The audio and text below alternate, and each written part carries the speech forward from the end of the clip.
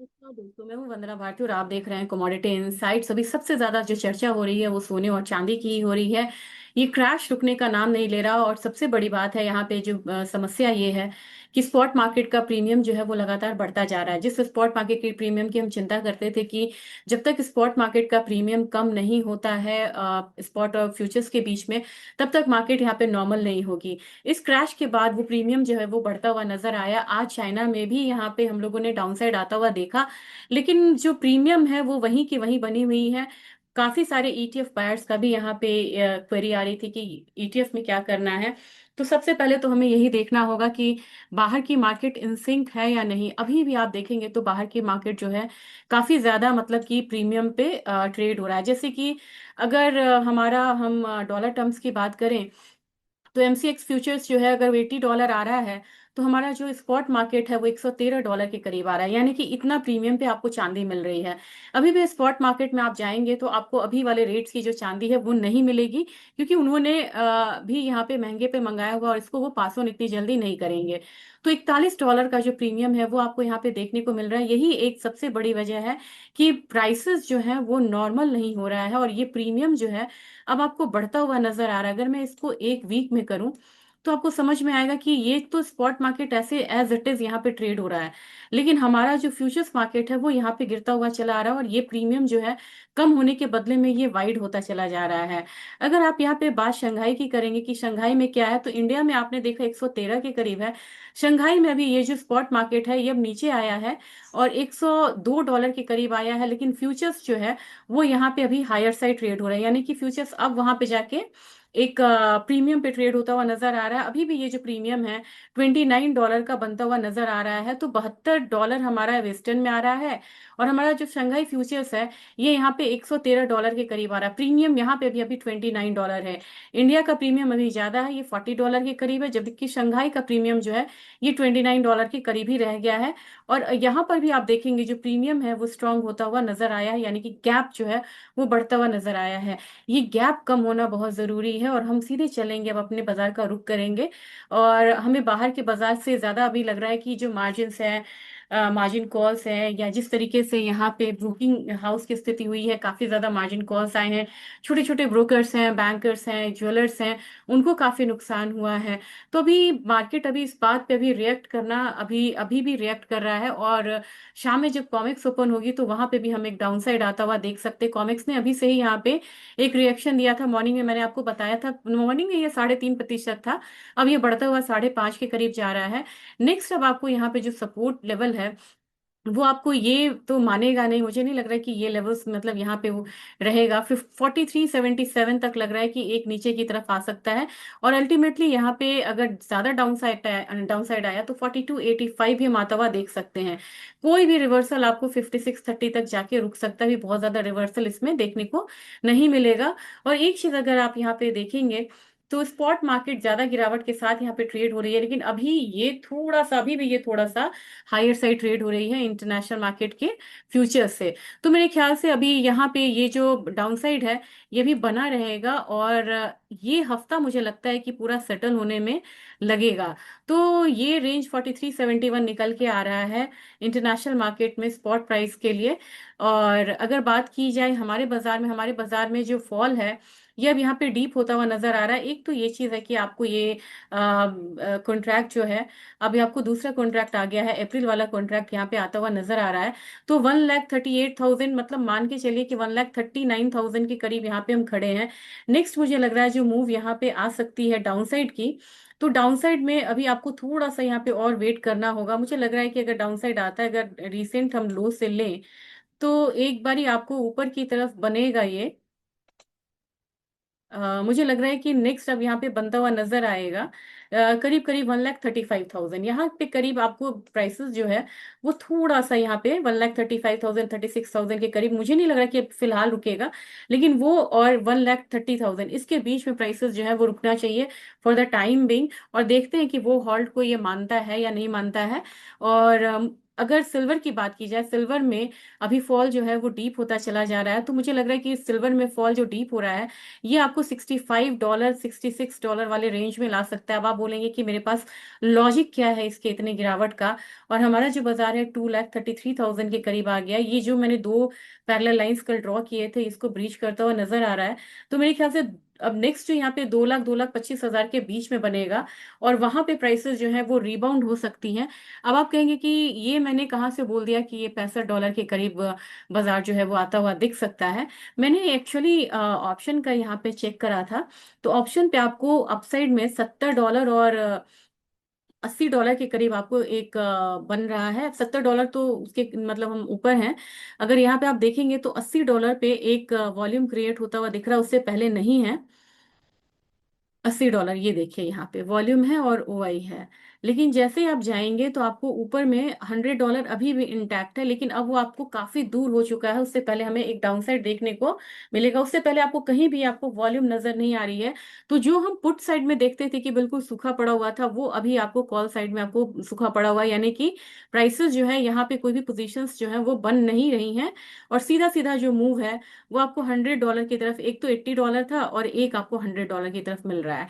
लेकिन जैसे ही आप यहाँ पे पुट साइड में आते हैं तो पुट साइड में आपको $65 पे अच्छा खासा यहाँ पे एक जो कॉन्सेंट्रेशन है वो बनता हुआ दिख रहा है। मैं आपको 65 दिखाऊंगी, ये देखिए 1185 के करीब। और ओवरऑल देखेंगे तो पुट कॉल का जो प्रीमियम है ये 1.19 है, और ये बता रहा है कि अभी जो सेलिंग साइड है वो थोड़ा सा आपको हैवी है। 1.19 है, ये 1 के करीब जाता है तो न्यूट्रल रहेगा, लेकिन ये आपको एक बियरिश इंडिकेशन अभी भी दिखा रहा है, जिसकी वजह से मैंने बोला कि अभी थोड़ा सा डाउन साइड रहेगा। अगर यही चीज हम गोल्ड में करें तो गोल्ड में क्या लग रहा है, गोल्ड में मुझे लग रहा है कि मैक्सिमम जो है एक $45, हालांकि मैक्सिमम बोलना तो बहुत रिस्की एक वो हो गया है कि मैक्सिमम क्या बोला जाए यहाँ पे।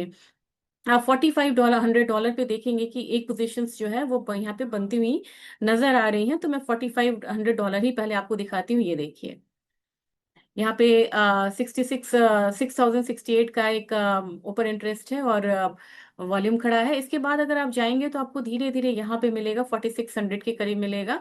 इसके बाद आपको 4650 के करीब मिलेगा, लेकिन बहुत ज्यादा मूवमेंट नहीं है। फिर आपको 4700 के करीब मिलेगा, बाद में आपको बहुत ऊपर में जाके 4800 के करीब मिल रहा है। लेकिन अब जो कि अब जो बाद वाले जो मतलब कि स्ट्राइक्स थे उसमें 5000 अभी भी इंटैक्ट है, लेकिन यहाँ पे आने में मुझे लग रहा है कि टाइम लगेगा। और 5000 पे सबसे ज्यादा ओआई और वॉल्यूम खड़ा है। ये दिखा रहा है कि अभी भी जो बुलिश इंटैक्ट है वो यहाँ पे कंटिन्यू है।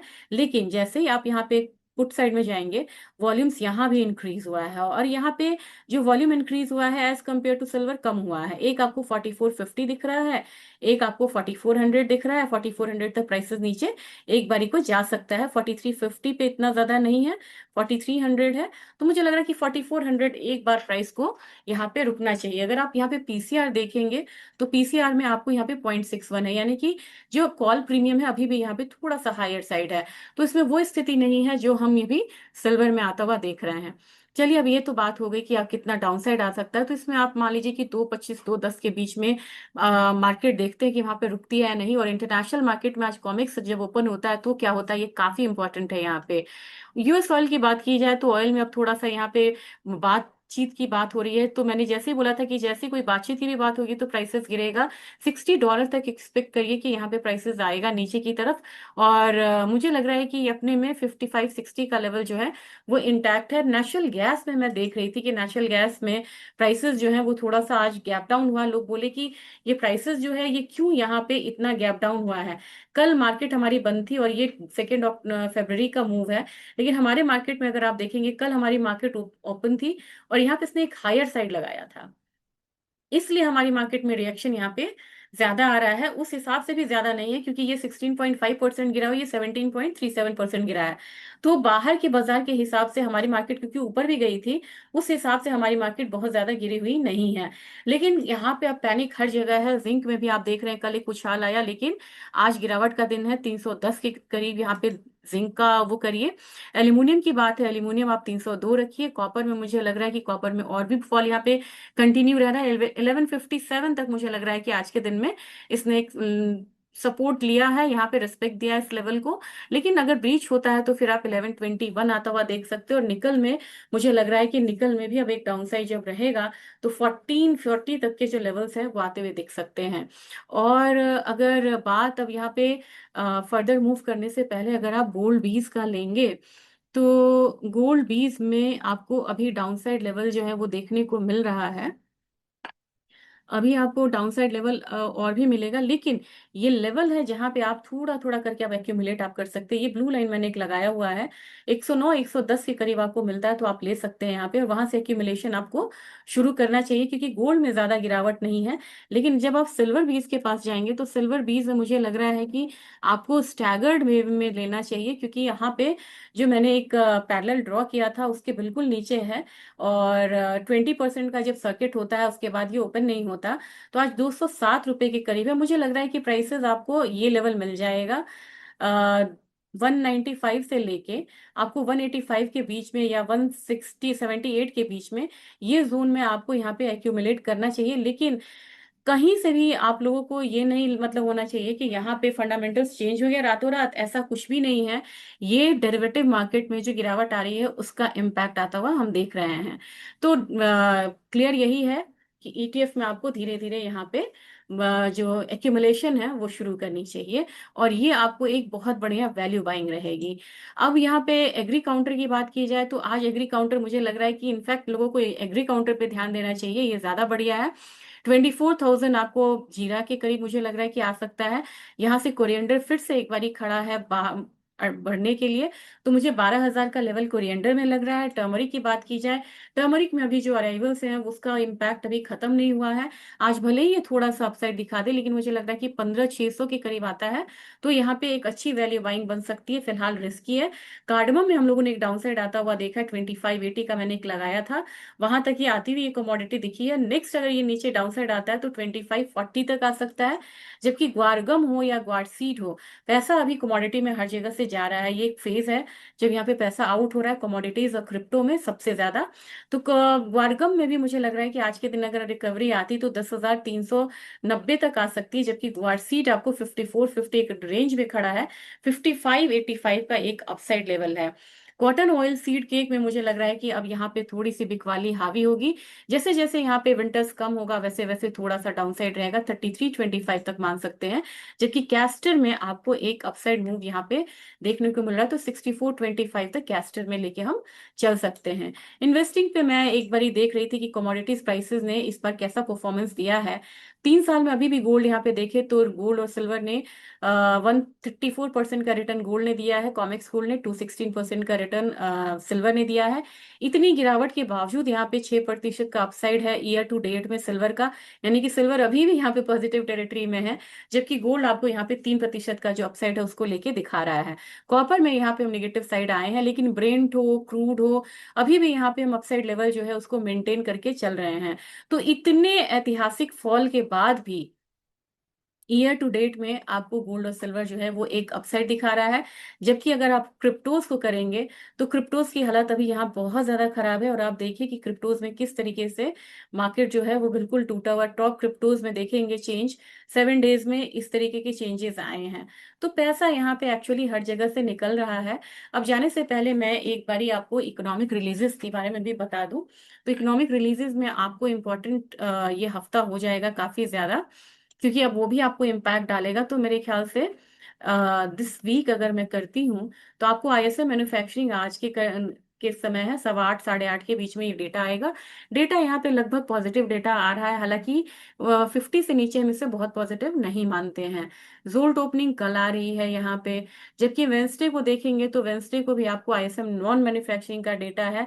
तो डेटा इस पर काफी इंपॉर्टेंट भी है। यहाँ पे इनिशियल जॉबलेस क्लेम पे ज्यादा लोग आ रहे हैं, नॉन फार्म पेरोल पे ज्यादा लोग आ रहे हैं, ये पॉजिटिव डेटा यहाँ पे निकल के आ रहा है। जबकि अनएम्प्लॉयमेंट यहाँ पे चेंज रहने वाला है। लेकिन इस बार दिक्कत ये है कि डेटा से ज्यादा जो पोजिशनिंग्स हैं मतलब कॉमिक्स में, शंघाई में, एमसीएक्स में, ये ज्यादा इम्पैक्ट डालेगी गोल्ड सिल्वर और अदर कमोडिटीज के प्राइसेस पे। तो ये हफ्ता डस्ट सेटल होने में मुझे लगता है लगेगा। इसके बाद यहाँ पे प्राइस में स्टेबिलिटी आती हुई दिख सकती है। Thank you.